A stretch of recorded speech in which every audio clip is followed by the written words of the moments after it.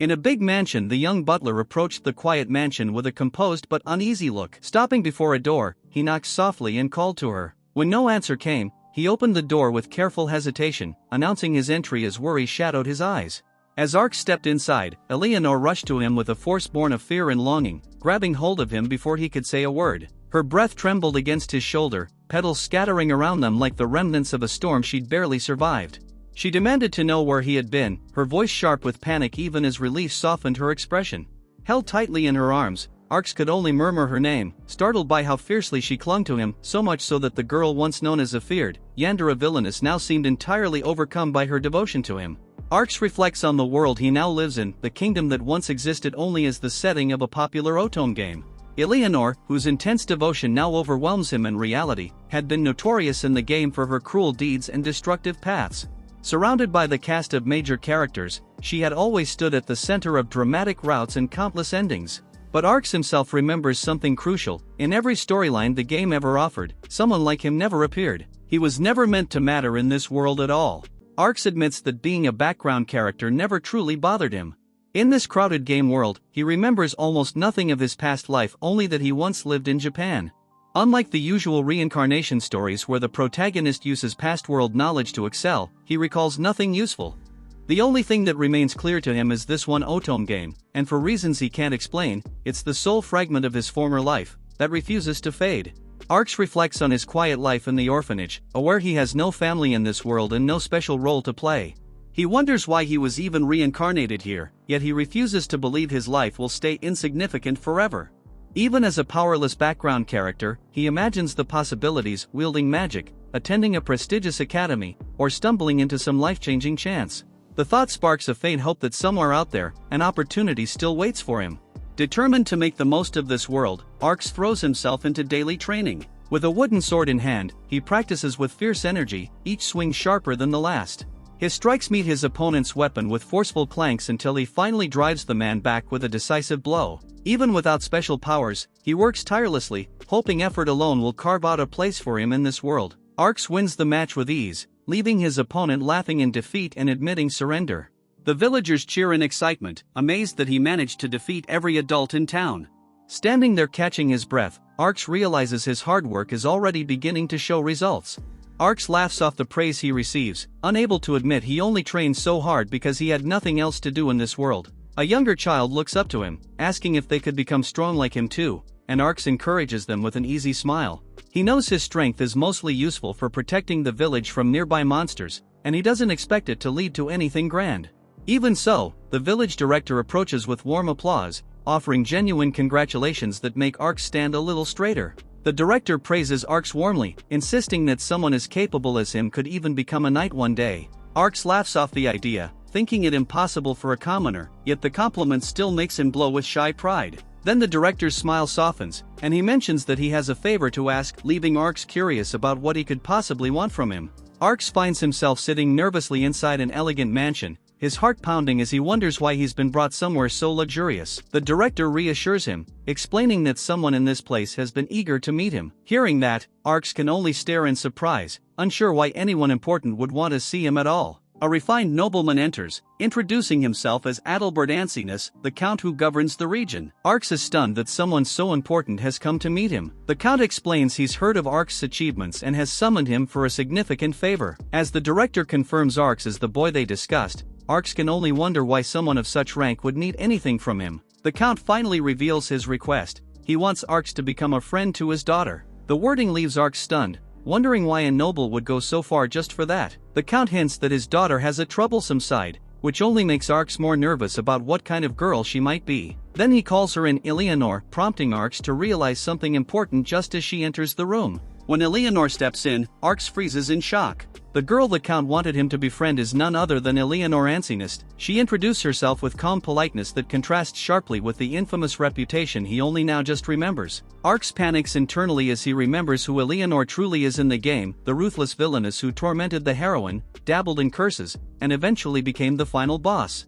The idea of befriending someone like that leaves him frozen with dread. Yet the count cheerfully encourages them to talk, while Eleanor timidly steps forward, leaving Arx wondering how he's supposed to befriend the girl who once embodied pure malice in the story he knew. Arx walks beside Eleanor through the estate's garden, painfully aware of how awkward the silence feels. While he struggles with the situation, she calmly comments on how beautiful the garden is and how it never grows dull to look at. Her quiet sincerity catches him off guard, leaving him unsure how to respond. As they walk, Arx realizes Eleanor barely shows any expression, which only makes him more tense. Yet when he actually looks at her, he can't deny how striking she is, quiet, graceful, and far more beautiful than any girl he's seen. Even with her aloof demeanor, something about her draws his eyes, leaving him unexpectedly captivated. As they walk, Arx notices Eleanor suddenly stop and lower her head, her small frame trembling with uncertainty. Worried he may have upset her, he gently asks if she's feeling unwell and suggests they return to the mansion. But she only curls in on herself further, leaving Arx confused and concerned by her sudden change in demeanor. Eleanor finally lifts her head, her voice barely above a whisper as she assumes the worst, that Arx doesn't want to be her friend. It catches him completely off guard, leaving him stunned and speechless as he realizes how deeply his awkwardness affected her. Eleanor lowers her gaze and quietly assumes Arx must despise her like everyone else, calling herself accursed. She admits people avoid her because they fear misfortune just from being near her. The weight of those rumors hangs over her, leaving Arx stunned by how deeply they've hurt her. Eleanor explains how people once approached her only because she was a noble's child, but the moment they saw her black eyes and hair, fear took over. Rumors of her being cursed spread quickly, and even harmless gestures were mistaken for dangerous magic. Soon, no one spoke to her at all, only cold, fearful looks remained. Eleanor tells Arx she's already used to being feared, believing people are right to react that way. As she reaches toward a rose, it wilts at her touch, a sight that makes Arx jolt in shock. Her quiet resignation and the eerie withering of the flower leave him speechless. Eleanor reveals the full extent of her power, showing how anything she touches withers, its color draining away as if life itself recoils from her. Arx watches in shock, realizing her magic is far stronger and far more frightening than he ever imagined. Even plants, and possibly people, crumble at her touch. Eleanor looks down at her hands, her voice soft and resigned as she tells Arx he should understand now, she's a cursed child. Holding the withered flowers, she accepts this as an unchangeable truth, leaving Arx stricken by how calmly she carries such loneliness. Arx realizes for the first time just how much Eleanor has suffered. The Count's request echoes in his mind, and Arx begins to wonder if his reincarnation had a purpose after all. If he stays by her side, if he reaches out to her now, maybe he can change the tragic fate she was destined for. Arx makes up his mind. If this world is heading toward the tragic ending he remembers, then he'll change its course himself. To save Eleanor and guide the story toward a happy ending, he realizes he must grow closer to her and prevent the bad end from ever happening. Determined to change her fate, Arx tells Eleanor she isn't frightening at all. He insists she's nothing to be feared and, flustered but sincere, blurts out that she's unbelievably beautiful. His sudden confession leaves Eleanor stunned, her cheeks flushing as she tries to process his words. Eleanor worries her power might hurt someone, but Arx refuses to let that be the end of it. He insists there must be a better way to use her strength, and even if things go wrong, he promises he'll find a way to deal with it. His resolve leaves Eleanor staring at him in stunned disbelief, as the wilted roses behind him slowly bloom again. Arx steps toward Eleanor with quiet determination, telling her he wants a future where no one suffers, including her. His sincerity leaves her trembling, and when he reaches out, the roses in her hands bloom once more. Overwhelmed, she looks up at him, and he gently asks her to be his friend. Her eyes widen in surprise as the moment marks the beginning of a changed fate for them both. Memories of cruel voices echo in Eleanor's mind, people calling her cursed, a devil, something filthy to avoid. Curling in on herself, she relives how everyone shrank away from her. But as she trembles inside the dark haze, she suddenly notices something approaching. Eleanor trembles in the dark, calling out for her mother. When the figure steps closer, she lifts her eyes in confused. Eleanor looks up in trembling hope, whispering the word again as if confirming it to herself. Eleanor reaches toward the woman she thought was her mother, but the woman coldly tells her to stop and not look at her with those eyes. The rejection hits her instantly, her breath breaks, and she collapses into apology after apology, trembling as the pain of being unwanted sinks in all over again. Eleanor dreams of her trauma and apologizes for even being born. She wakes up gasping, and Arx, worried, rushes to her side, asking if she's okay after seeing her suffer through a nightmare. She wakes up confused, and Arx gently explains she fell asleep in her room from exhaustion, which is likely why she had a bad dream. She looks blank and tearful from the nightmare, startling Arx, who panics as she suddenly starts crying. Arx hugs her as she cries, comforting her. Her heart steadies as she realizes she already has a friend now. Eleanor is afraid of getting close to Arx because she believes her curse will only hurt him, just like people told her her whole life. She thinks he would be happier with someone else. Arx rejects that idea completely. He tells her that no one goes through life without hurting others, and being with her would make him happy, not unhappy. When she tries to pull away emotionally, he grabs her hand to stop her, showing he genuinely wants to stay by her side. Arx finally says clearly that he wants Eleanor and no one else. Hearing this, Eleanor hesitates for a moment but then accepts his feelings. She bows slightly, asks him to please take care of me, and the two officially agree to get along as friends. Eleanor apologizes again out of habit, but Arx quickly tells her she never needs to. He even jokes that his chest is always open for her to cry on. His sincerity makes her smile softly, admitting he truly is kind. Arx tells her he only did what any friend would, but Eleanor grows uncertain. She quietly admits she's never had anyone she could even call an ally, and wonders if she's worthy of being his friend at all. Arx reassures her that friendship isn't something she has to perfect, it comes in many forms. He tells her he simply follows what feels right, reminding her that communication improves with practice. Hearing this, Eleanor begins to see that she can learn how to connect with others, one step at a time. Arx suggests they take things slowly, and Eleanor agrees with a gentle smile. He reflects that life is far longer than we think, there's plenty of time for them to grow, learn, and move forward together at their own pace. A few weeks later, Arx realizes Eleanor has changed a lot. She cheerfully shows him blooming flowers, offers him pastries, and excitedly points out the stars, completely different from the withdrawn girl she used to be.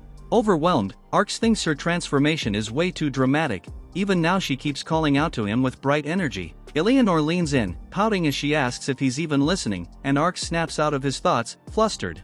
Even so, he can't help smiling, because her liveliness now is so cute that it genuinely makes him happy. Eleanor gets annoyed, asking if something is more important than her question. Arx immediately panics and denies it, taking her hand and sincerely telling her, "There is nothing more important to me than you, Eleanor-sama." Eleanor immediately bursts out laughing, finding his sudden ego boost funny. Arx starts bragging to himself, saying he is actually quite handsome. He imagines girls fawning over him, then gets flustered when she pushes him to answer her actual question. "Just tell me what kind of clothes you like." She wants his fashion preferences, while he's busy daydreaming. Eleanor's father, Adalbert, shows up and asks to speak with him alone. Eleanor instantly looks upset.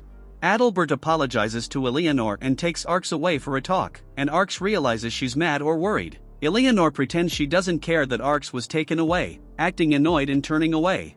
But Arx leans in close to her, calling her name gently. Arx gently tells Eleanor that anything would look beautiful on her as long as she's the one wearing it. She blushes hard at the compliment. Meanwhile, her father watches silently from behind, clearly noticing their closeness. Eleanor's father tells Arx that the request he made earlier has been approved. Arx will officially join the Yanciness household starting next week. Arx is thrilled and thanks him, but Adalbert hints there's still something serious he wants to say. Adalbert then asks if Arx is really okay with the arrangement, since he could have offered Arx a place to live. But Arx politely insists that he doesn't want to use Adalbert's position or rely on his authority. He's genuinely grateful just to have a job. Hearing this, Adalbert is taken aback and impressed. He can't believe such a mature and responsible answer is coming from a 7-year-old, and he praises Arx as truly admirable. Arx realizes that Adalbert chose him to be Eleanor's friend because he understood her situation and treated her kindly. He smiles and says he'll do his absolute best for her. Adalbert is impressed that Arx grasped so much on his own.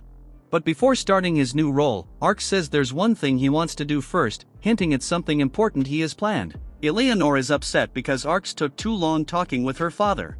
Arx hesitates at the door, realizing she's genuinely mad. When he knocks and calls her name, she sits waiting with a sad, frustrated expression, showing she wasn't just angry, but also anxious and hurt that he kept her waiting.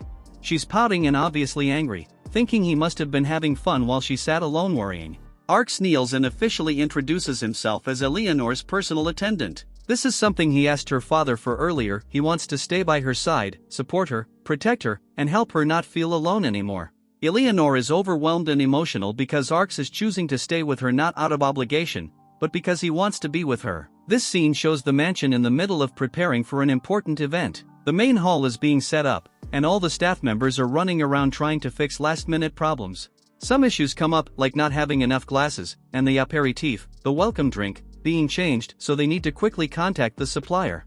Everyone is rushing to make sure everything is ready in time. It's basically pre-event chaos, with the staff doing their best to get everything perfect. 3 years have passed since Arx became a servant in Eleanor's household. Eleanor is now almost 10 years old, which is considered an important milestone in their world. Ages that are multiples of 10 are celebrated with big, lavish parties. Because of that, everyone in the mansion is extremely busy preparing for Eleanor's upcoming birthday celebration. Arx is overwhelmed by all the chaos but also notes that this will be his first time attending a noble's party. A maid called Nanai tells him the hall preparations are finally complete. Arx is exhausted from all the party preparations. Nanai checks on him, notices he looks tired, and thanks him for his hard work. She tells him that thanks to him, everything is ready for Eleanor's birthday party. Arx is relieved to hear that, but then he starts feeling uneasy, as if something is bothering him even though he doesn't know why yet. Arx, even though he's only 10, has somehow ended up in charge of organizing Eleanor's big birthday party. All the servants keep running to him for instructions because he's efficient, reliable, and smart. Arx is confused about how he ended up as the boss, since he only gave some simple, practical advice based on his past life's common sense. Nanai praises him, saying he's amazing not just because he has good ideas, but because he takes action and leads by example. Arx feels overwhelmed but can't really deny it. Arx says all his hard work is for Eleanor's. It's their first big party since they met, and he wants to make it special so he can see her truly happy and smiling. Because of that, he doesn't mind being tired at all. He then uses his magic. He immediately uses healing magic, Revitalize, on himself to recover his energy. Nanai is shocked because he suddenly looks completely fine, changed clothes, and is ready to go train. He cheerfully tells her, "Let's do our best," and says he'll see her tomorrow, leaving her stunned by how energetic he is despite everything. Arx is training alone at night, slashing at a practice dummy until he's exhausted. Just as he decides he's done for the day, someone suddenly calls his name from behind, surprising him. Eleanor reveals she's been watching Arx training for a while, surprising him. He panics and apologizes because he didn't notice her at all. Then he scolds her gently. "Why would you do that? You'll catch a cold." Eleanor then say, "Even so, Arx will warm me up, right?" Eleanor basically hints that she wants Arx to warm her up personally, not with magic. Arx is completely caught off guard. Arx panics internally, thinking, "Isn't that something you could do yourself?" Eleanor shyly admits she's upset because Arx has been so busy that he barely visits her anymore. She tries to cover it up by saying it's because he's her servant and should stay by her side, but it's clear she just misses him. Arx, flustered, apologizes sincerely and explains he really has been overwhelmed with work. He explains that everything he's been doing is to make her birthday celebration truly magnificent. Hearing that, she calms down. Though still a little embarrassed, she accepts his explanation and admits that tomorrow is an important day, so she can't really complain. Eleanor hesitates, then quietly asks Arx if he ever feels lonely living in their mansion without his own family. Arx is surprised by the question and reassures her with a bright smile that he isn't lonely at all. Adalbert and the servants treat him kindly, so he feels comfortable and welcomed. Eleanor, however, looks troubled, clearly hoping for a different answer. Eleanor walks off clearly upset, stomping as she goes. She tells Arx to take care of everything tomorrow, but she's cold and distant. Arx is confused and wonders if he accidentally made her angry. As they walk, he sneezes, showing he really was cold. Adalbert begins the party with a formal greeting to the guests. While speaking, he quietly calls out to Arx. Arx responds politely, not realizing Adalbert has a private instruction for him. Adalbert then gives Arx a very serious command: eliminate all the pests who try to get close to her. He means that during the party, Arx must keep away anyone suspicious or anyone who might bother Eleanor. Essentially, he's appointing Arx as Eleanor's bodyguard for the event, very strict and maybe a bit scary father mode. Arx is unaware of the full intensity behind the command and casually says, "Yes, yes," without understanding how serious Adalbert is being. Arx is watching two boys at the party because they look familiar, but he's not sure from where. He stares a bit too long and gets worried they might have noticed him, so he quickly turns away. When he checks again, they've already disappeared. At that moment, Adalbert begins the announcement for Eleanor's entrance. Everyone looks at her as the star of the party. She's wearing an elegant dress, gloves, and looks far more mature and beautiful than usual. Arx sees Eleanor coming down the stairs in her formal dress, and he's completely stunned. His eyes go wide, and he's just frozen, overwhelmed by how beautiful she looks. Eleanor notices him too, and she gently smiles back at him. Arx watches Eleanor walk through the hall, and he's struck by how much she has changed. He thinks to himself that it's amazing how much she's grown in just 3 years and that she looks incredible tonight.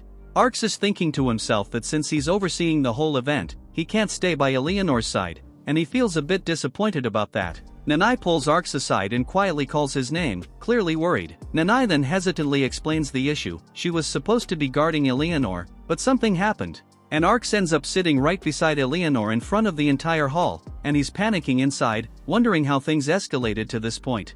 Everyone is staring at them, and Arx can practically feel their eyes on him, thinking, who was that boy next to her? He starts looking pale from the pressure. Eleanor notices and asks softly if he's okay. Arx, frustrated and embarrassed, mutters that of course he's pale and it's her fault for putting him in such an attention-grabbing spot. Eleanor just pouts in response, as if she expected him to deal with it. Eleanor complains that Arx is supposed to be her attendant, yet he's never by her side. She's upset that he's always busy elsewhere. Arx argues that a servant shouldn't sit next to the guest of honor, it's inappropriate. He's worried about how the other guests will view it. But Eleanor snaps back emotionally, saying, Arx is not just any servant. She clearly sees him as someone special and wants him close to her, even during the formal party. Eleanor points out something Arx never thought about. Since they're the same age, his birthday should also be celebrated. She says he should be honored too, not just her. Arx is shocked because he's always seen himself as just a servant. Eleanor then reminds him, no one is celebrating your birthday, right? Arx remembers he doesn't even know his exact birthday, so no one has ever celebrated it for him. That's why Eleanor said he should be celebrated too, because she knows he never had that kind of kindness before. He realizes Eleanor made him sit beside her as an equal guest of honor to give him his own celebration. She wasn't just being selfish earlier, she genuinely wanted him included. Arx is touched and thinks she has a beautiful heart. Arx reflects on how much Eleanor has changed. She used to be gloomy and pessimistic, but now she's grown into a kinder, more confident girl. He thinks there's no way she could ever become the final boss she was supposed to be in the original story. Eleanor wants him to be celebrated too, but Arx humbly tells her, it's an honor, but just having her celebrate for him is enough to make him happy. Arx is focused on making sure Eleanor's birthday party goes perfectly, saying he's doing everything for her sake. Eleanor, flustered and blushing, tries to invite him to spend time with her afterward, but she gets too embarrassed to say it properly. Meanwhile, Arx suddenly remembers the two suspicious boys who disappeared earlier. He grows worried and thinks, I hope nothing happens. Eleanor excitedly leans toward Arx, feeding him food and acting unusually clingy, sparkling with happiness. Arx, however, feels overwhelmed because everyone at the party is staring at them, shocked that a servant is sitting so close to the guest of honor and even being fed by her. Arx internally panics, thinking he's stuck in this situation.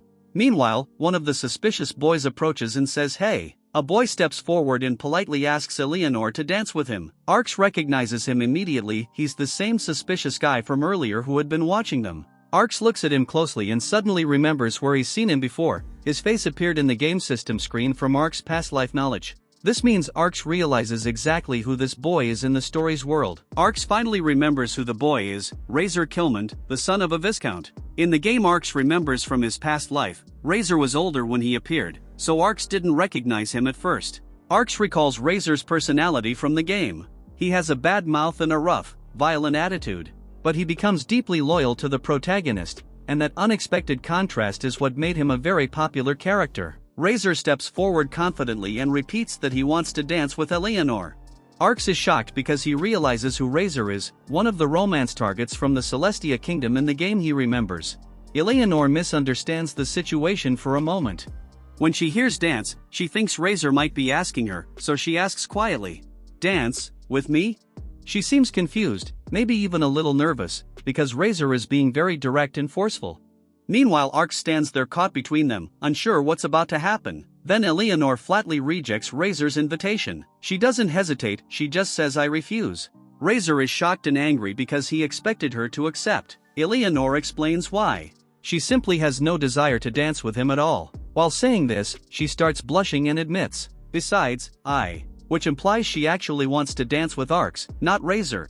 Razor, furious and insulted, lashes out, unable to believe she turned him down so bluntly. Razor gets angry after Eleanor rejects him, so he reaches out toward her. Before he can touch her, Arx instantly steps in and grabs Razor's wrist, stopping him. Razor is shocked and lets out a groan because Arx's grip is unexpectedly strong. Arx then gives him a cold, threatening glare, silently warning him not to lay a hand on Eleanor. Razor is furious that Arx stopped him, so he yells, "Know your place, servant," but Arx doesn't back down at all. He calmly introduces himself. "I'm Arx Leafort, Eleanor Sama's attendant."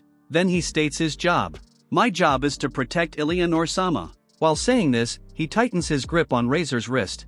Arcs finishes firmly. And I intend to fulfill my duty. Razor winces and stumbles back because Arc's strength surprises him. Razor is shouting, saying Arc's restraint is brutality, insisting he only asked Eleanor to dance. He's acting like he's the victim. Arc stays calm and warns him.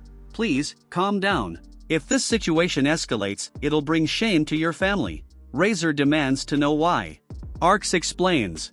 Because Razor is a Viscount's son, and Eleanor is the daughter of a higher-ranking noble. If someone of lower rank harms a higher noble or even her servant, it becomes a serious political problem. Razor pretends to calm down, acting like he'll drop the issue if Arcs lets him go. Arcs realizes Razor isn't stupid, just a spoiled brat, and releases him. Razor then smirks, showing he's not actually backing off. Razor suddenly attacks Arcs the moment Arcs lets go of him. Arcs is caught off guard and gets knocked back by the blow. Arcs is completely fed up with him and quietly thinks, what a pain. Razor charges at Arcs again, shouting in anger. Before Razor's attack lands, Arcs calmly casts a sleep spell right in front of him. Razor gets hit by Arcs' sleep spell, he becomes drowsy, collapses, and falls asleep right on Arcs. Arcs immediately calls out to Nanai, asking her to fetch both Kilman-sama and Adalbert-sama to handle the situation. Nanai panics but agrees and runs off. Eleanor rushes over to Arcs, clearly worried. Arcs immediately asks if she is hurt, but she ignores that and snaps back, telling him to worry about himself first. Then she gently cups his face, checking him over and asking again if he is okay. Eleanor gently checks Arcs' face and notices the swelling. Arcs brushes it off, saying it's nothing.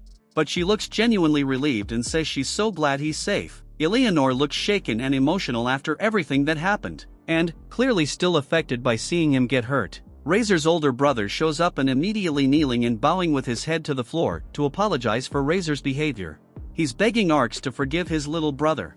Arcs is shocked, but he quickly says not to worry about it. Arcs asks him to lift his head because Caesar is being too formal. Arcs recognizes him as Caesar Kilmand, another love interest from the original game. Caesar is the kind, gentle prince type, very popular with players. Arcs realizes Caesar probably has a hard time dealing with his troublemaking little brother, and he's the responsible older brother doing the damage control. Arcs asks Caesar if Razor really wanted to dance with Eleanor. Caesar admits yes. Caesar explains that Razor is spoiled rotten, so he believes he deserves anything he wants. Caesar feels guilty because he once told Razor, ask any girl you like, and now this mess happened. Arcs internally thinks, is he a grade schooler, because Razor acts childish.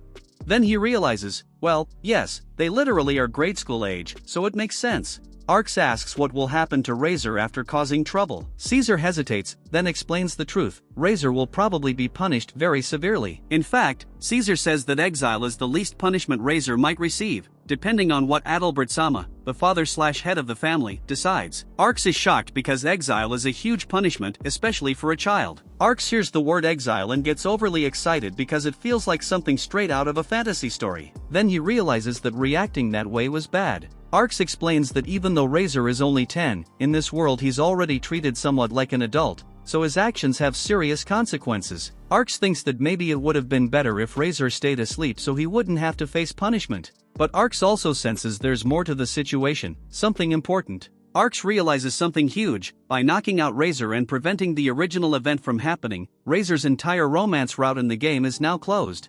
In the Otome game, Razor was supposed to be one of the love interests. But because the story changed, his path can no longer happen.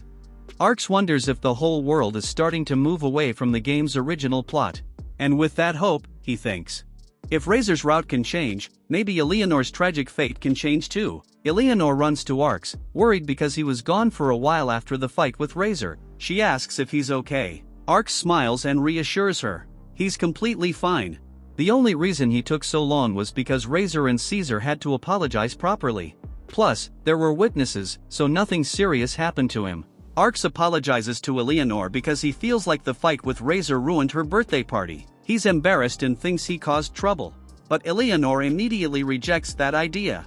She gets upset that he's blaming himself and says, none of this is Arcs' fault. The blame lies completely with Razor, who acted terribly. She even calls Razor a bandit, showing how angry she is on Arcs' behalf. Arcs is blaming himself again. He thinks the whole incident with Razor happened because he didn't remember the game's story soon enough. He believes that if he had checked the guest list earlier, he could have prevented Razor from being invited at all. He feels guilty and thinks he was careless or naive. Meanwhile, Eleanor is watching him quietly. She can tell he's blaming himself too much, and she's about to respond, likely worried and wanting to stop him from putting all the responsibility on his own shoulders. She calls his name gently. Eleanor suddenly steps forward and grabs Ark's face with both hands. She does this because she can see he's blaming himself too much, and she wants to stop him and make him look at her directly. Eleanor tells Arx that as long as she has him, she doesn't care about anyone else. This is her way of reassuring him. She wants him to stop blaming himself and understand that he is the person she trusts and values the most. Arx is shocked because this is extremely direct and emotional coming from her. He didn't expect her to say something so intense and heartfelt. Eleanor is embarrassed but trying to cheer Arx up. She tells him the party isn't necessarily ruined, and then, gathering her courage, she asks him, "Would you like to go outside with me?" Arx casually asks Eleanor if she danced with anyone at the party. She answers, "No, I didn't dance with anyone." Her expression shows she's a little embarrassed. Arx is surprised because he assumed she must have already danced with someone. Eleanor tells Arx that she rejected every boy who asked her to dance. Arx is shocked and asks, "Why would you do that?" The narration explains that, in noble society, dancing is very important. It's how people build social bonds and show status. So turning down every offer is unusual and even socially risky. Eleanor finally admits why she rejected everyone who asked her to dance. She tells Arx that she wanted her very first dance to be with him. She blushes and explains that she even wanted to ask him the day before, but she didn't have the courage. Arx finally understands why Eleanor was acting weird earlier. She was nervous about asking him to dance. He feels unsure and asks if she's really okay dancing with someone like him, since he's never danced before and doesn't feel confident. Eleanor reassures him by saying she's not very good at dancing either, and then hints there's another reason she wants to dance with him. Eleanor leads Arx to a quiet, hidden spot outside where no one can see them, not even the moon. She's trying to reassure him so he won't feel nervous about dancing. She tells him that even if he messes up or trips, she'll be the only one who sees it,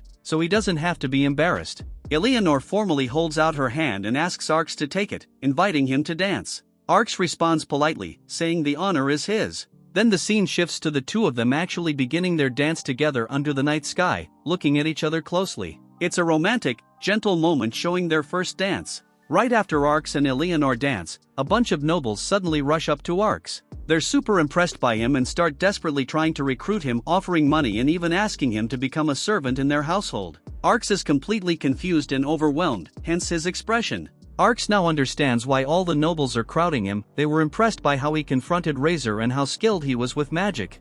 They're excited and keep trying to recruit him. Arx gets overwhelmed and tries to calm himself before politely turning them down. But then he notices Eleanor from the side. Arx tells the nobles he can't work for them because he's Eleanor-sama's servant. He says it proudly and without hesitation. Eleanor hears this and gets flustered, then super happy, because it sounds like Arx is choosing her over everyone else. So the long birthday party has finally ended. Arx thought he could relax now that everything was over. Arx realizes he still has to help clean up after the party, even though he thought the event was finally over. He's tired and wishes he had an easier job next time. While he's working, someone knocks on the door and calls out to him. Nanai arrives and happily announces that the entire cleanup is already finished. Arx is shocked, and she explains that everyone worked faster because they were inspired by how hard Arx was working. Arx realizes the cleanup went fast because everyone worked harder after seeing him do his best. He feels a bit embarrassed, but Nanai tells him that Eleanor enjoyed the party, so all his effort was worth it. Arx smiles, agreeing that making her happy was enough for him. Nanai says that watching Arx today reminded her of a birthday party she once made for her childhood friend when they were both orphans. The party was small, but she did everything just to make her friend smile. Seeing Arx work so hard for Eleanor made her feel the same way she did back then. Nanai casually comments that Arx and Eleanor seem like childhood friends, so he's shocked and confused, thinking, childhood friends with her. In the Otome game, Arx knows Eleanor never had a childhood friend. But Nanai is talking as if Eleanor did have one. This makes Arx think, wait, is there someone like that in this world? Did that ever exist in the game's story? He realizes something is off, meaning this world might be different from the original game more than he thought. He already knows he's not supposed to exist in the original game story, so changes in the world should feel normal to him, but this change, Eleanor supposedly having a childhood friend, makes him feel uneasy. Arx is still shaken from his uneasy feeling, so Nanai notices he looked distracted and asks if he's okay. He brushes it off, saying he was just lost in thought. Another maid calls Nanai for help, so she leaves, still cheerful and energetic. Arx replies yes, but he's obviously tired and mentally drained. His thought bubble shows what he's really thinking. I gotta finish my work too, so sleepy. Arx suddenly remembers something important. He was supposed to visit Eleanor after the cleanup, but he accidentally fell asleep. Now he panics. This is bad, because he forgot. She'll be upset about this for a week. He knows Eleanor will take it personally. Arx goes to Eleanor's room to apologize for being late, but everything is silent. He knocks and calls her name, expecting no answer because it's already very late. He assumes she's asleep. Since she doesn't respond, he thinks, I'll just apologize tomorrow morning. No point waking her now. But just as he's about to leave, her door creaks open by itself. Arx suddenly gets dragged by a dark force coming from inside the room. He loses his balance, slips, and falls hard to the floor while shouting in shock. Arx looks up and realizes something terrifying. Dark, shadow-like tendrils are spreading across the floor. He has no idea what they are, as the darkness creeps closer. Arx is panicking because Eleanor is nowhere to be seen right after those dark shadows attacked him. He calls out her name, looks around desperately, and worries. Where is Eleanor? Is she okay? Arx tries to stand up, but the shadowy dark substance has paralyzed him. My body won't move. He realizes he's being restrained. This is bad. I have to get up. Then he sees someone's legs wrapped in shadows, and he panics. Eleanor shows up in front of Arx. He's confused because just a moment ago he thought something bad had happened to her. But when she appears, he's surprised and unsure what's going on. Arx is shocked because Eleanor appears surrounded by dark, shadowy energy, the same strange darkness that attacked him. She's standing in the middle of a pool of dark, shadowy energy, something unnatural and dangerous. Her expression is emotionless, almost as if she's not fully conscious or is being controlled. Arx calls out Eleanor, Sama, because he's unsure if this is really her. When she quietly says, Arx, it makes the moment even more tense. Eleanor suddenly appears acting completely normal, like her usual bossy, spoiled, cute self. She scolds Arx for being late, tells him he hasn't been eating enough, and excitedly brings him special sweets she made. Arx is confused because just a moment earlier, she was surrounded by dark shadows and looked terrifying and unnatural, but now she behaves as if nothing happened at all. Arx hesitates to eat the sweets because Nanai would scold him for eating so late. But Eleanor immediately says she'll be his partner in crime. Then she suddenly leans in and tries to feed him the sweets herself, acting cute and affectionate. Arx is completely overwhelmed and confused, thinking, how did things even end up like this? Arx asks, what was that magic you just used? Eleanor asks calmly for tea, but she's still surrounded by the dark aura. Arx is scared and obeys, realizing something is definitely wrong with her. Eleanor tells Arx that the strange dark power around her is her Celestia, the unique magic every person in this world is born with. Arx is shocked because he's never seen her use magic before. Her Celestia looks nothing like normal magic, it's dark, ominous, and spreading unnaturally. He asks, since when, because this is completely new to him. Arx already knew that Eleanor's Celestia in the original game was a dangerous, corrupted power. In the game, she used this exact dark magic to hurt people and cause tragedies. It was part of her villainous route. So when he sees her using that same power now, in real life, he panics because this is the same magic she used for horrible things in the game. He's afraid this means her dark fate is starting. But she's behaving kindly toward him, which doesn't match the game at all.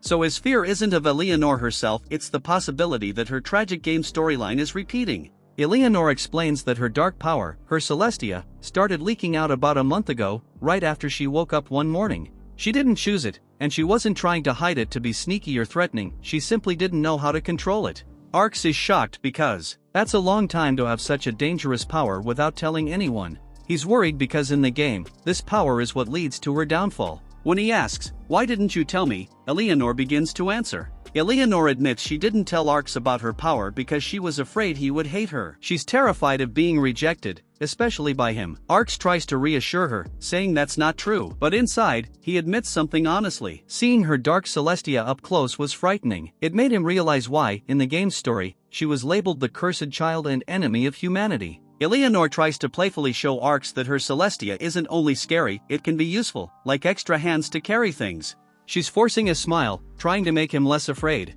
Then she explains what happened earlier. When Arx was pushed down, she panicked, and her Celestia power leaked out on its own.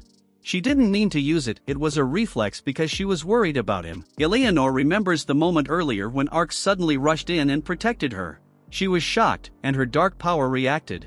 And everyone staring at her with fear or doubt, which made her finally realize something important. Eleanor thinks she really is cursed. Her dark power keeps leaking out no matter how much she tries to control it, and it scares her. Because of that, she believes Arx will eventually abandon her like everyone else. She says this while smiling sadly, even though she's clearly hurting inside. Arx tries to reassure her that he would never abandon her.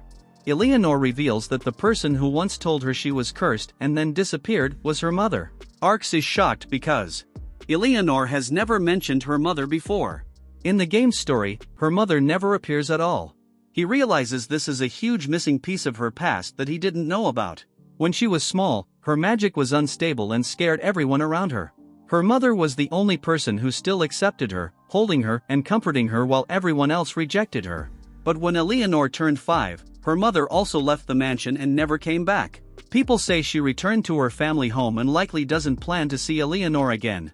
Ark is shocked because this is the first time he realizes how completely alone Eleanor has been. Even her own mother abandoned her after being the only one who stayed. Ark is realizing how much Eleanor has suffered. When they first met, her eyes looked sad and empty. Now he finally understands why. Her childhood was full of rejection, fear, and abandonment, leaving deep emotional scars. Eleanor believes her loneliness and suffering are her fate, something she can't escape. Ark is thinking about Eleanor's past. He knows he can't change the fact that her mother abandoned her. Eleanor is convinced that she is unwanted. She believes she is a burden to everyone. Ark reaches out his hand while thinking, even if her mother left, I won't. Ark grabs Eleanor's shoulders and calls out to her urgently, Eleanor-sama, because he wants her to listen. Eleanor is shocked, she wasn't expecting him to reach out like that. Ark then thinks, I want to accept her as she is. Ark is trying to pull Eleanor out of her despair. She believes she's fated to be hated because of her dangerous Celestia, but Ark refuses to accept that.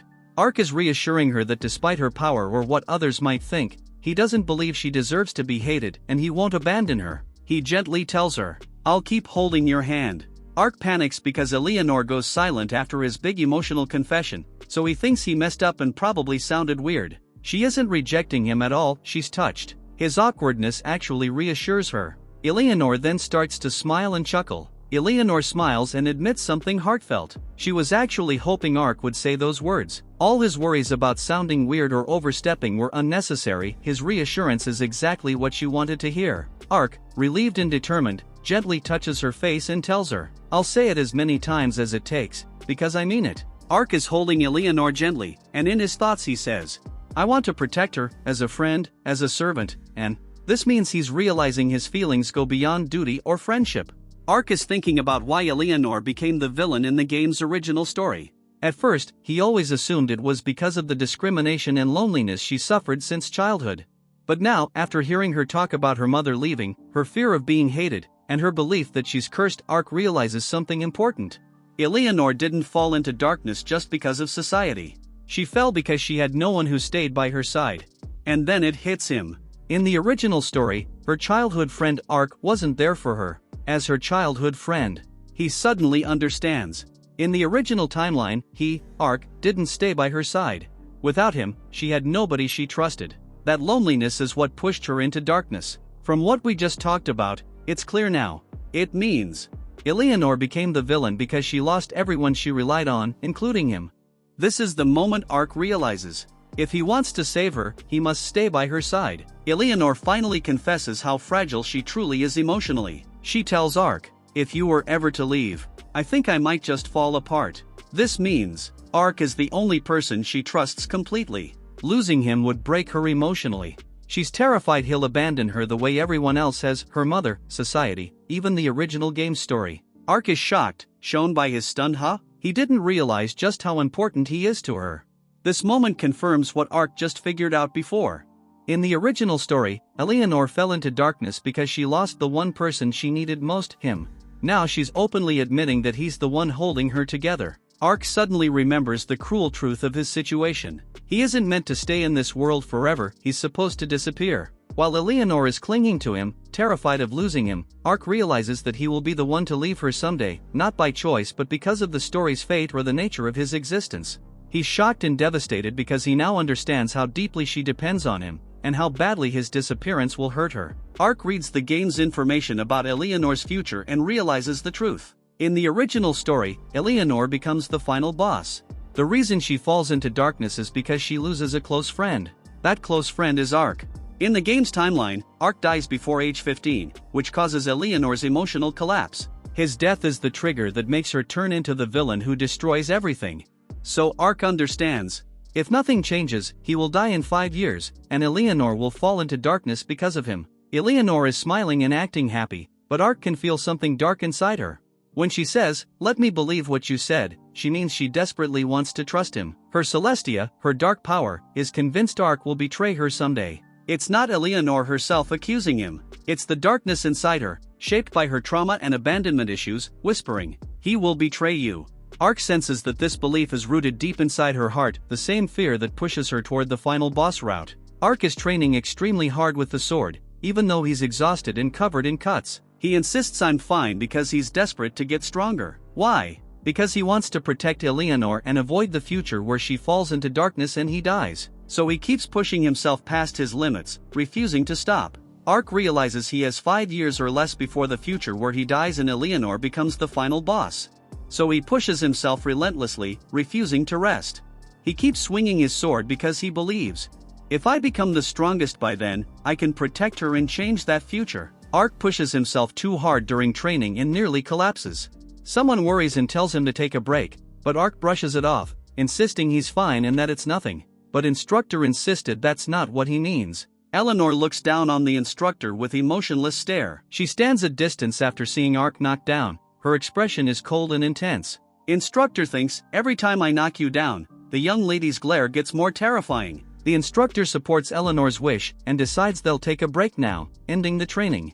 As he steps forward, he called Eleanor-sama. Ark then says that she could have just said something, instead of waiting. Eleanor smiles awkwardly and says she didn't want to interrupt Ark, while he was working so hard. He asks about her lessons with Nana, and Eleanor calmly says they're already over. Eleanor then leans forward. Ark, surprised, trying to follow what she means. Eleanor leans in with a teasing smile and tells Ark, "You are welcome to praise me, you know."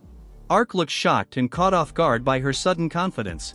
Eleanor seems pleased with his reaction, while Ark awkwardly raises his hand, unsure how to respond. Ark praises her, saying she's amazing, while Eleanor looks surprised but touched. Ark gently pats Eleanor's head, and she smiles with her eyes closed, clearly enjoying it. Ark looks serious and thoughtful, hinting that he is thinking of something important. The scene shifts to on the night of the party. Ark reflects that he's been working desperately to stop Eleanor from falling into darkness, but he realizes the real reason she fell was the death of her childhood friend, himself, in the original story. Ark thought he had shifted the story away from its original path, but reality proves him wrong as events still unfold the same way. He admits that despite all his effort, he hasn't managed to change anything at all. Ark stands alone, overwhelmed by the realization, thinking how futile all his struggles have been. Eleanor is shown consumed by dark energy, symbolizing her future as the final boss. Ark realizes that if things keep going the same way and he dies, she'll become completely ruthless and heartless. He states clearly that this outcome is the one thing he wants to prevent, no matter what. Ark admits he even thought about deliberately pushing her away so she would hate him, hoping that might change her fate. Suddenly, Eleanor calls out to Ark, grounding him in the present and interrupting his dark thoughts. Eleanor looks vulnerable and quietly asks Ark to pet her more, wanting comfort and reassurance instead of being pushed away. Ark realizes that rejecting or distancing himself from her would only be more frightening and damaging for her. Ark awkwardly but sincerely pats her head, while Eleanor leans into the touch, clearly relieved and comforted by his presence. Ark gently pats Eleanor's head. He thinks to himself that he's glad Eleanor has grown attached to him, but he knows it comes with responsibility. Ark admits he doesn't want to die either, showing his fear and vulnerability. He resolves that he has no choice but to become stronger and survive, for both his sake and hers. Then Eleanor quietly stares at him, clearly noticing something is off. Eleanor calmly tells Ark he's been acting strange lately, directly confronting him. Ark reacts nervously, clearly caught off guard and unsure how to respond. Ark thought, "It turned out I am going to die soon. Because of that, you're going to become someone who makes people suffer," and jokes about it internally. He then insists he would never actually say something cruel, even though it's clearly weighing on him. Then the instructor steps forward and asks Miss Eleanor to go easy on him, and explains that Ark just wants to show Eleanor his good side, specifically at the upcoming ritual of trials. Ark is startled and confused when Ritual of Trials is brought up. The instructor then excitedly talks about how Ark got motivated as soon as he turned 10, while Eleanor reacts with surprised curiosity.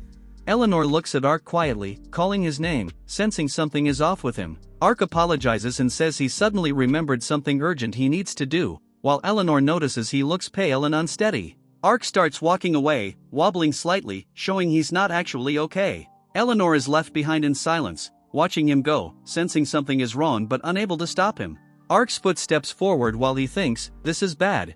Ark mentally scolds himself for forgetting something extremely important, clearly troubled as he starts to realize the seriousness of what he's forgotten.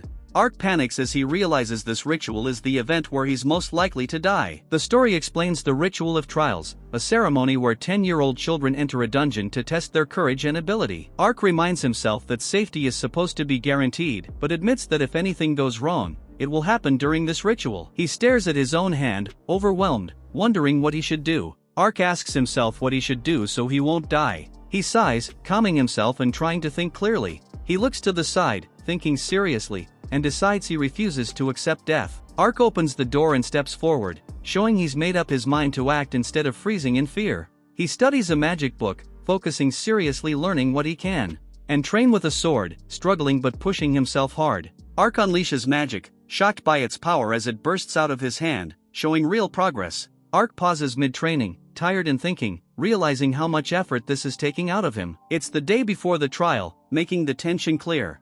Ark lies back in his chair reviewing notes and monster info, and realizes the dungeon will have poisonous monsters and mentally prepares for that risk. Ark admits to himself that even after all his preparation, he might still die tomorrow.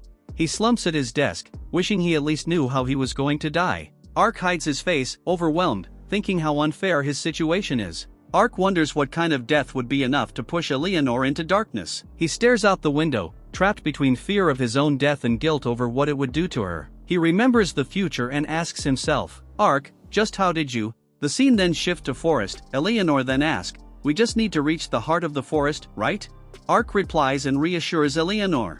Eleanor trembles, clearly anxious and scared as they move deeper into the forest. Ark quietly grips her hands and says don't worry, and promises he'll protect her, trying to reassure her. Eleanor looks at Ark and quietly asks if he's scared. Ark admits the truth in his thoughts, he's actually terrified, and has been scared ever since he realized he's supposed to die. But, he's about to push past that fear, hinting that he's resolved to keep going. Ark smiles gently and admits that he's more afraid of Eleanor getting hurt than of dying himself. Eleanor looks shocked and flustered by his words, clearly moved by his concern. She hesitates to respond, showing she's emotionally shaken by what he said. Eleanor looks serious and say she'd be relying on him if things become dangerous, showing her trust in him. Ark is startled by her words, clearly caught off guard. He answers quietly and accepts her offer, agreeing with a determined tone. Ark calms himself, thinking that he's already done everything he possibly could. He clenches his fist and steels himself, deciding to trust his own strength and resolve. Ark and Eleanor walk together into the forest, heading toward the Ritual of Trials, both determined but tense, as the trial begins. Deep in the forest, there's a huge rock called the Sacred Stone. Ark and Eleanor needed to arrive at the stone, because the goal of this trial is to claim one fragment of the Sacred Stone by yourself, and this trial must be completed on their own without outside help. As Ark noticed something rustling in the bushes, and wonder if the guards here are a bunch of rookies at hiding. He remembers that strong monsters usually doesn't appear in this area, and in any emergency, there's over 10 guards already on standby to protect the noble's children. Eleanor then notices Ark distracted and calls out to him. Eleanor then asks if Ark's noticed something nearby. He says it's nothing, just his imagination. But Eleanor then admits, she's also felt like someone has been watching her for a while.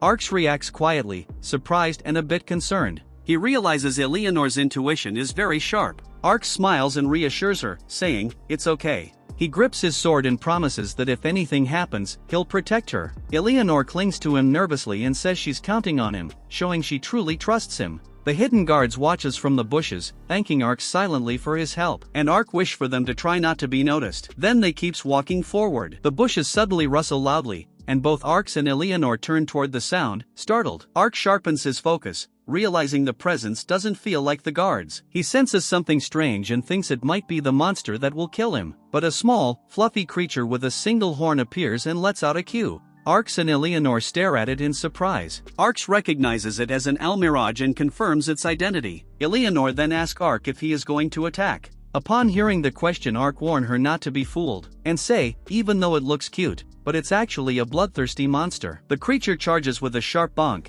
its horn aimed to stab. Eleanor screams as the almirage suddenly lunges forward. Arx reacts instantly. He steps in front of Eleanor and swings his sword in one clean motion. He slices the almirage mid-charge, stopping its attack before it can hit her. Eleanor nervously asks, is it over? Arx cautiously lowers his sword and begins to sheath it. The almirage then falls over onto its back, completely still. Then Eleanor notices something strange and comment, there's no blood, and she wonders why is that. Arx explains that he used a technique that only cuts internally, which is why there's no blood. She touches the almirage's body. It looks peaceful, almost like it's just sleeping, and notes that it was bouncing around happily just a moment ago. Eleanor looks down quietly, shaken. Arx notices her reaction and gently asks, are you in shock? Eleanor says it's shocking, but she understands it couldn't be helped. Arx watches her quietly. It explains that to survive, sometimes you have to take a life. The ritual of trials is meant to teach that lesson. Arx thinks proudly that she has grown so much. Eleanor says that even so, it's still sad when something cute dies. Arx agrees with a small smile, saying she's right. She looks at her hands and softly says, if I could. Eleanor says that if she could, she would lock creatures like that away somewhere safe forever, instead of letting them die. She looks sad and conflicted. She hates the idea of killing something cute. As Arx quietly listened to her words, suddenly Eleanor cheerfully says they should get going, acting normal and smiling happily like nothing had happened. Arx feels like something is wrong, but he wonders if it's just his imagination.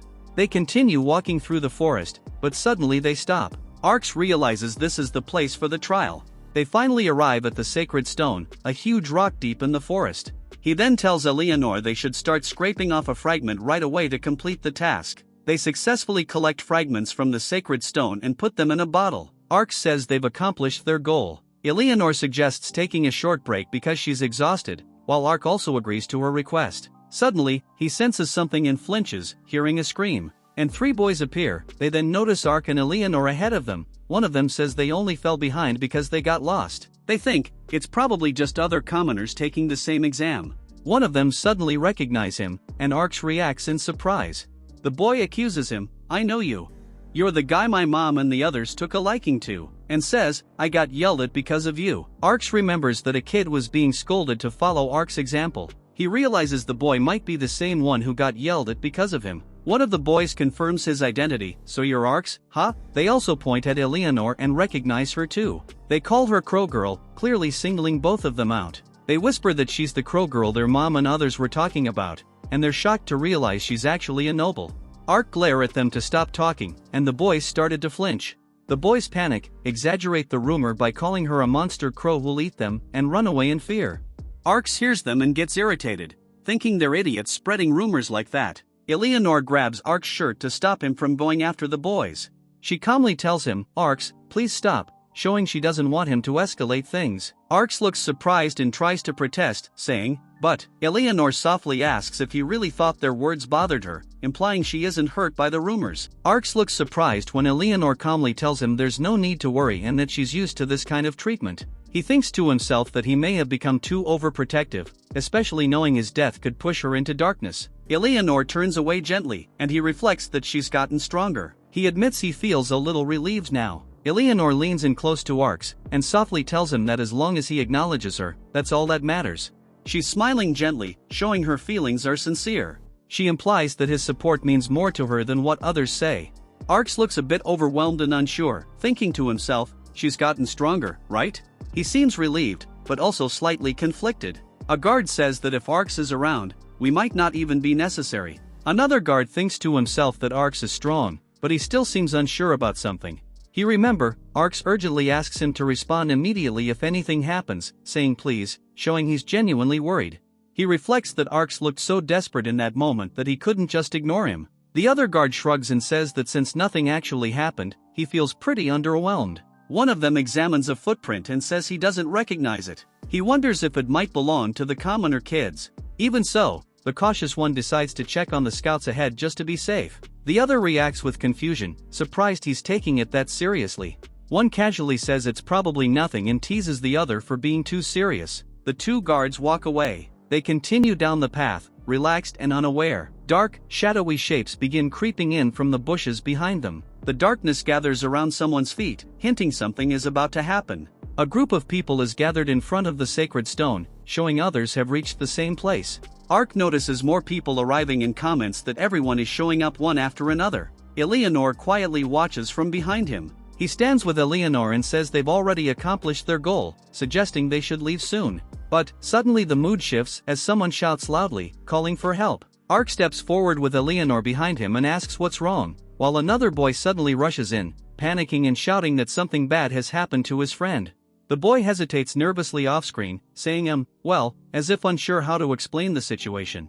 The panicked boy then grabs his chest, breathing hard, and explains that the friend he was just with moments ago has suddenly disappeared.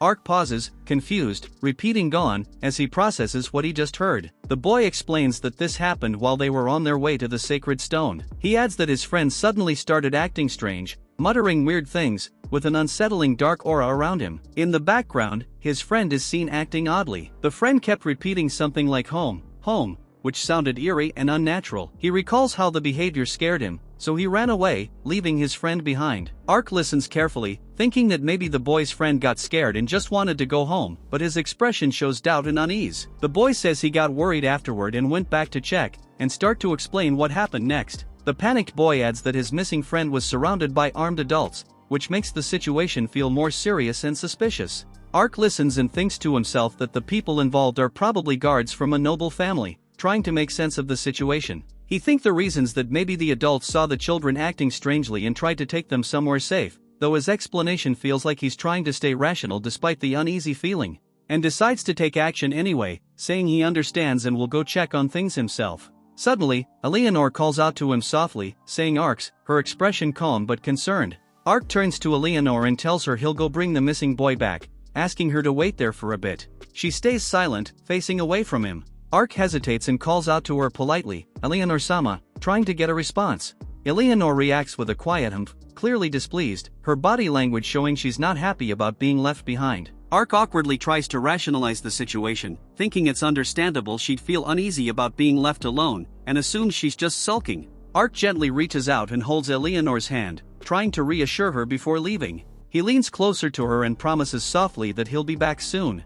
Eleanor looks up at him, surprised but attentive, her expression softening. After he pulls back, Eleanor places a hand over her chest, her face turning calm yet slightly emotional. She quietly responds that she understands, accepting his decision even though she still seems a bit uneasy. From behind, Eleanor quietly tells him to be careful, her voice gentle but filled with concern. Ark turns back with a bright, reassuring smile, telling Eleanor confidently that he'll be right back. His tone is light, trying to ease her worries. The moment lingers with a soft, calm atmosphere as they part, emphasizing her worry and his determination before he leaves. The scene then opens on dense bushes and trees, creating a quiet but tense atmosphere as Ark moves deeper into the forest. Ark calls out to the guards, raising his voice and asking them to come out, identifying himself so they won't see him as a threat. He pauses, realizing something is off, thinking it's strange because the guards were supposed to be nearby watching over them. But the forest responds with silence. And the only reply he got is a faint rustling sound from the bushes, making the emptiness feel even more unsettling. Ark stops, breathing heavily, clearly tired and uneasy. He looks around the dark forest and realizes there's not a soul anywhere. The silence makes the situation feel even more wrong.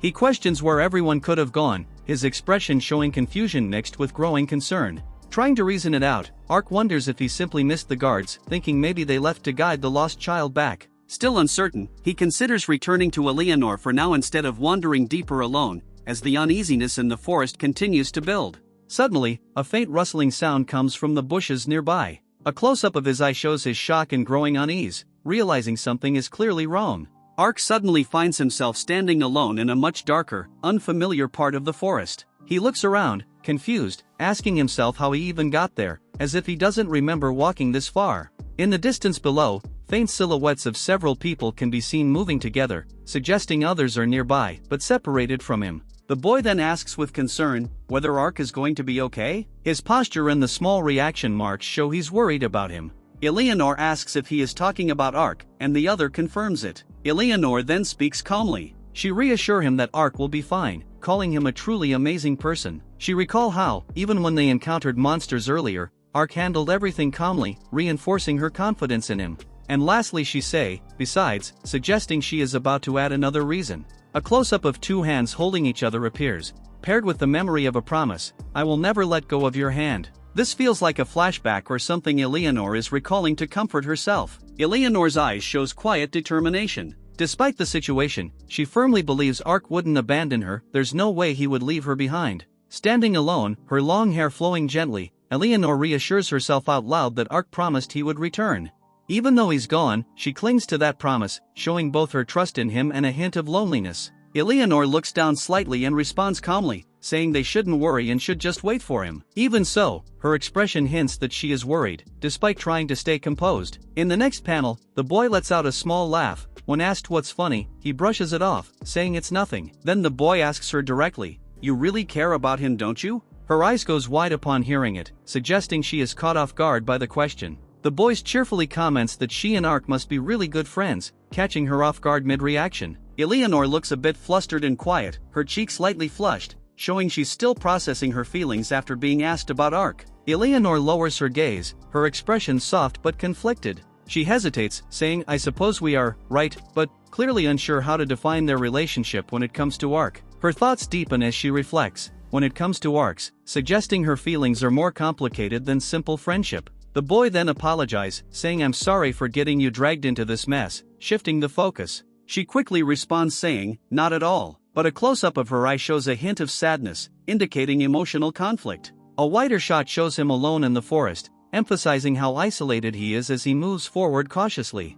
Ark steadies himself, taking a breath and telling himself to calm down. He decides that instead of panicking, he should investigate the situation carefully. He starts analyzing the situation logically, thinking that there shouldn't be any monsters in this forest capable of such strong magic.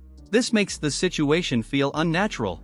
He considers the possibility that he's trapped in some kind of illusion or magical barrier, realizing this might not be a normal forest anymore.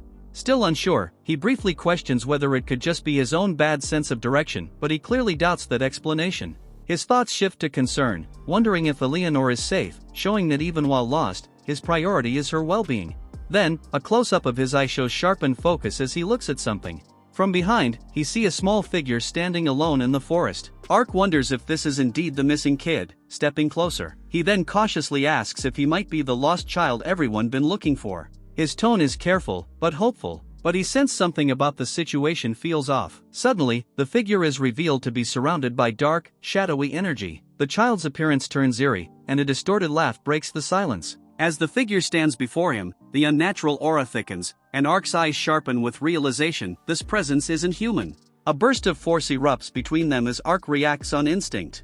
His arm snaps forward, the impact explodes outward in a violent shockwave, scattering leaves and tearing through the stillness of the forest. The thing before him flickers between shapes, its face a warped, hollow void, its body a shifting silhouette that barely resembles a human form. A cold realization grips him as his breath catches. What the hell? Before he can steady himself, the creature moves. It doesn't run and it dives, its body stretching unnaturally as it launches straight at him, a grotesque grin splitting across its shadowed face. Ark is shocked as the monster's body doesn't behave normally, it explodes into a mass of black, shifting fragments instead of collapsing like a real creature. Even so, he reacts quickly and swings his sword again, cutting through the shadowy mass as it lashes toward him. While fighting, he realizes something is wrong. This forest was only supposed to have weak monsters, yet this creature is clearly far more dangerous than it should be. Ark's clash with the creature continues as the forest echoes with sharp, violent impacts. Each strike sends flashes of light through the darkness, but the monster doesn't falter, it only laughs, its distorted face stretching into that eerie grin as it lets out a mocking, high-pitched cackle. Breathing hard, Ark steadies himself, realizing this isn't a fight he can drag out. The creature isn't weakening, and its strange, shifting body makes it hard to land a decisive blow. As he faces it head-on, a tense understanding settles and this isn't an easy opponent. They're evenly matched. That thought tightens his resolve. A prolonged battle would only put him at a disadvantage. Gripping his sword more firmly, Ark prepares himself, knowing he has to end this quickly before things turn worse. He grips his sword tightly and channels his strength into a single attack. Flames begin to gather around his blade, growing more intense as he prepares a powerful spell he recognizes well, one that was devastating even in the game. With a determination, he declares he'll end it here. Then, in one swift motion, he swings. A blazing arc of fire erupts forward, cutting through the forest with explosive force. The flames surge toward the shadowy monster, engulfing everything in their path as the attack lands with a thunderous impact. As the flames burst around him, he drops low, breathing heavily, thinking he's ended it. Ark stands there, breathing heavily, staring at the aftermath of his attack as flames crackle and the ground smolders. For a moment, he thinks it might be over. But he feels something wrong. The hit didn't feel solid, like his blade and flames passed through something unstable rather than truly striking a body. Doubt creeps in as he questions whether he actually defeated it. Then, from within the fading flames, a dark shape begins to rise again. The creature reforms, its glowing eyes flickering through the smoke as its voice echoes eerily, whispering broken words about going back, home. A sudden blast of scorching wind erupts around Ark, sweeping through the forest with violent force. He instinctively raises his arm to shield his face, eyes widening as he feels the intense heat against his skin. The air itself seems to burn, making it hard to even keep his eyes open. The gust grows stronger, howling past him and distorting his vision. Ark struggles to focus, realizing he's losing sight of the creature in the chaos. The scorching wind suddenly dies down, leaving the forest eerily quiet. Ark lowers his guard slightly, breathing hard as he looks around. The creature is nowhere to be seen, only faint, glowing remnants linger in the air. For a brief moment, he wonders if it's finally over, if the monster simply disappeared. But that moment doesn't last. A sudden impact slams into him from behind. Ark gasps in pain as his body jerks forward, caught completely off guard. His eyes widen in shock, unable to understand how it got so close without him noticing. Ark's body is still reeling from the surprise attack when three figures suddenly appear behind the creature. His eyes widen in disbelief as he recognizes them, his companions, the ones who were supposed to be missing. One of the guards immediately reacts, drawing his weapon and charging forward to attack him. Without hesitation, Ark gathers his strength and raises his hand again, forcing out another spell, Grand Blaze, despite the pain still coursing through his body. Ark staggers slightly, still catching his breath, but his mind is already racing as he looks past the shadow creature toward the figures behind it. His companions stand there, alive, but something feels wrong. A cold realization begins to form as he studies them carefully. The guards of Ansiness shouldn't be acting like this, there's no reason for them to suddenly turn or behave abnormally. His eyes narrow as he pieces it together, they aren't acting on their own. Someone is controlling them. Meanwhile, the shadowy creature tilts its head, its glowing eyes flickering as it repeats a single word, home, in a distorted, almost confused voice, as if clinging to a faint memory. Ark's grip tightens on his sword. If someone can control trained guards like this, then the power behind it isn't ordinary. He concludes grimly that the enemy must be using an incredibly strong hypnosis spell. Ark reacts instantly, refusing to give up. If fire wasn't enough, he decides to switch tactics, channeling magic into a sharp, slicing attack. With a shout, he unleashes Wind Blade, sending a cutting gust straight toward the shadowy figure. The air tears forward with force, slicing through the space where the creature stands. But in the next moment, his heart drops. It dodges. And the figure slips away. Ark's gaze snaps toward the darkness, his instincts screaming that something isn't right. For a brief second, he thinks the creature might have fled, but that thought immediately crumbles. His eyes widen as he realizes it didn't just run, it chose a direction. And that direction, far away, unaware of the danger closing in, she stands quietly, her expression calm yet distant. The situation has shifted completely. What was supposed to be a simple trial has turned into something far more dangerous. And now, the mysterious monster is heading straight toward her direction. The boy then speaks casually, praising Ark for helping a complete stranger without hesitation. His tone is light, almost impressed, but Eleanor doesn't respond right away. She lowers her gaze slightly, her long hair falling around her face as she quietly reflects on Ark's actions. There's a softness in her expression, something rare, as she admits to herself that he truly is kind, perhaps even too kind. She recognizes that same kindness, how he extends it not just to her, but to everyone. That realization seems to stir something subtle in her heart, something she doesn't fully voice. When the boy notices her silence and asks what's wrong, she quickly brushes it off, her usual composure returning. The boy then speaks cheerfully, praising Ark again, saying his friend is a really great person, and about to mention things which recently happened. But as those words settle in, something shifts, as his face suddenly stiffens. Nearby, Eleanor notices the sudden change. She tilts her head slightly, confused by his reaction, quietly questioning him. His thought echoes unnaturally, as if something is interfering. His expression turns distant, almost hollow, like a piece of his memory has been erased. The boy stands there, visibly shaken, pressing his hand to his head as he tries to grasp at something that keeps slipping away. I can't remember anything, he admits, his voice strained with confusion. Even as he tries to explain, the emptiness only deepens, making his own words feel unreliable. Eleanor lowers her gaze slightly, her thoughts heavy. A quiet sense of dread settles in her chest as she finally voices it. She has a very bad feeling about this. And as she softly calls his name, before Eleanor can process it further, another boy's voice from far suddenly calls out, cheerful and unaware, greeting him and saying the others had been looking for him. The boy suddenly stiffens, his gaze locking onto a group in the distance. There, that's my friend, he says almost instinctively as if the words come before his thoughts can catch up. Eleanor follows his line of sight, spotting a small group gathered together. Among them stands the boy, the one Ark had gone to find earlier. Suddenly, Eleanor's eyes narrow slightly, her unease deepening. If Ark went to get that child, then why wasn't he with them? The boy stands there quietly as the others gather around him, smiling as if nothing is wrong. Another boy speak to him with relief, saying they were worried, but something about his silence feels unnatural, almost empty. He then slowly extends his hand toward another boy. The gesture is gentle, inviting. But instead of comfort, it sends a chill through the air. Without knowing the danger, he also extends his hand.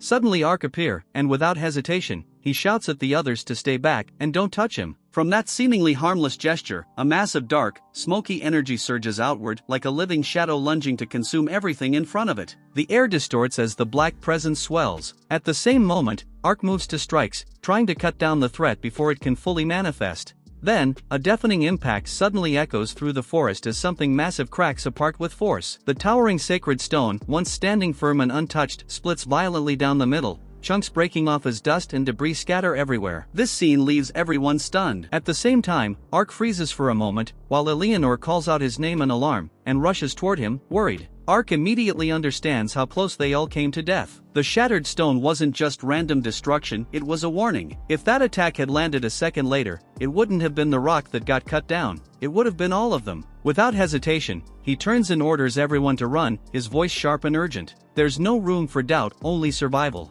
Behind them, that dark, distorted figure still lingers, its presence heavy, unnatural, and watching. The others, shaken and confused, begin to panic. Fear spreads across their faces as they struggle to process what's happening. One clutches herself, trembling, while another looks around in disbelief, unable to grasp the situation.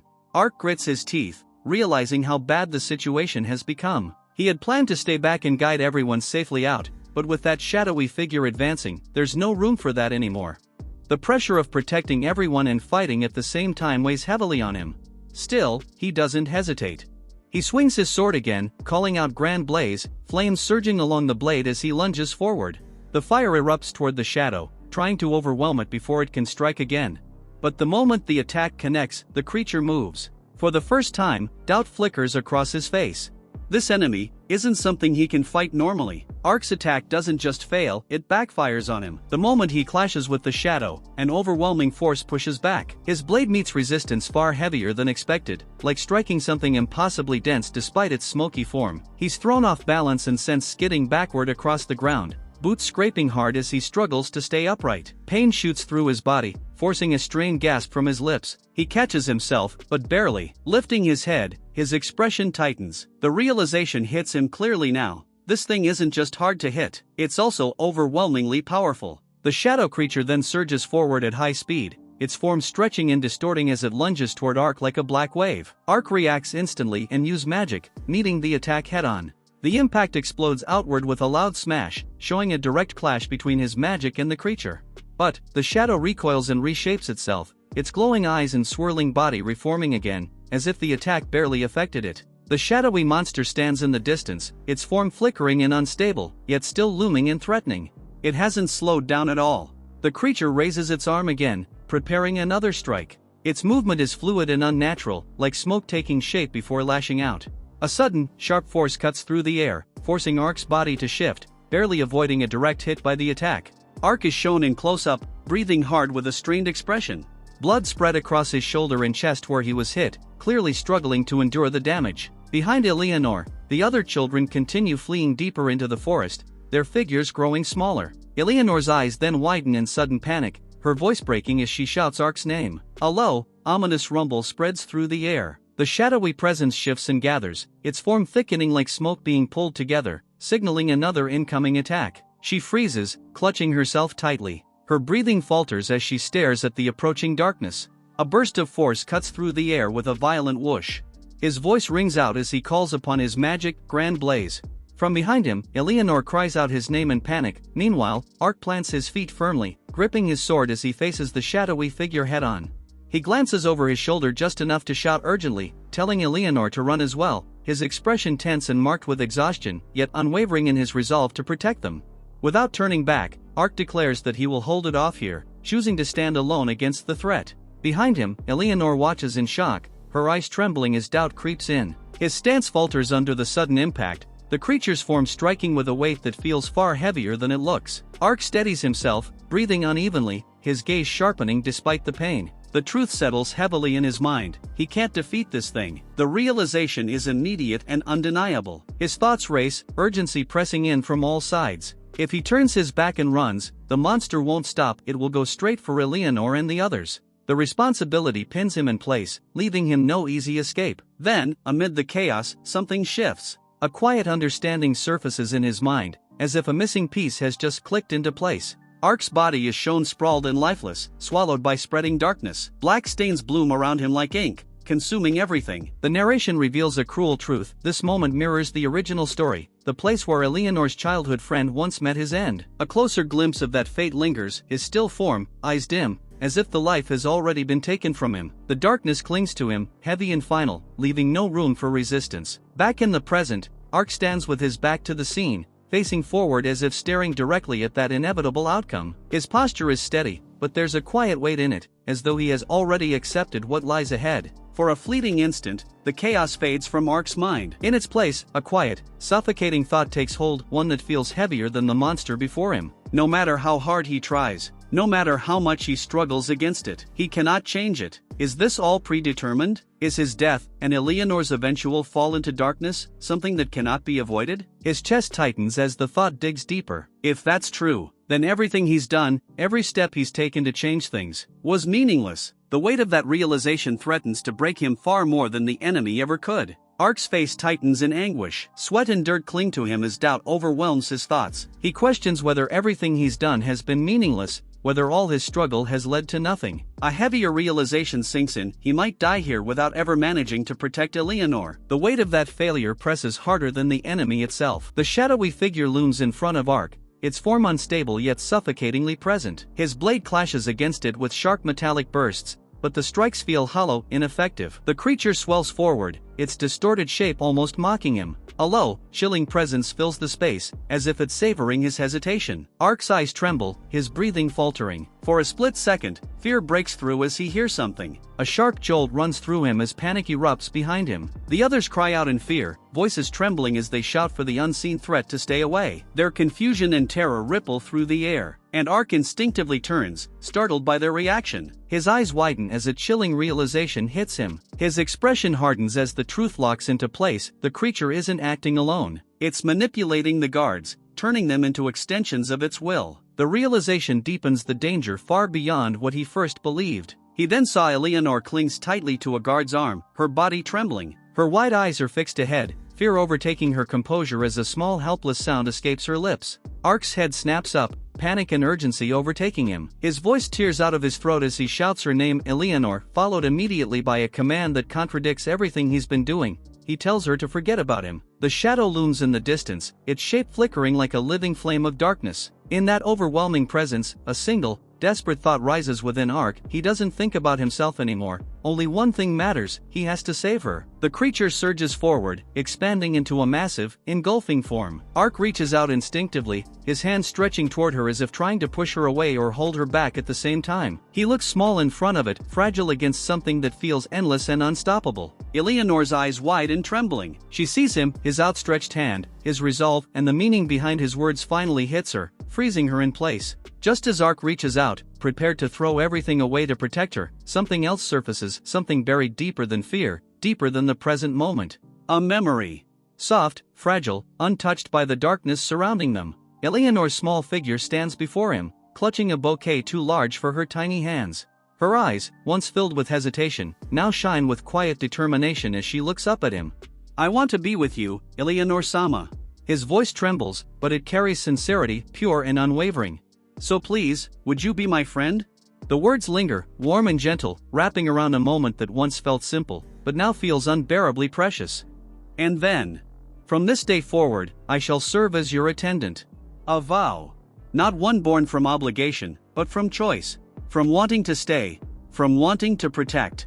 The memory glows against the overwhelming darkness of the present, standing in stark contrast to the fate closing in on them now. The memory lingers, gentle and warm, like falling snow that softens everything it touches. Ark stands before her, her long hair swaying lightly as she leans forward, his voice filled with quiet relief. He tells her how glad he is that she's safe, and there is no hesitation in his expression, only sincerity, only care. For a brief moment, the weight crushing Ark's chest eases. He turns toward her, as if drawn by that warmth, as if that single sentence alone is enough to anchor him.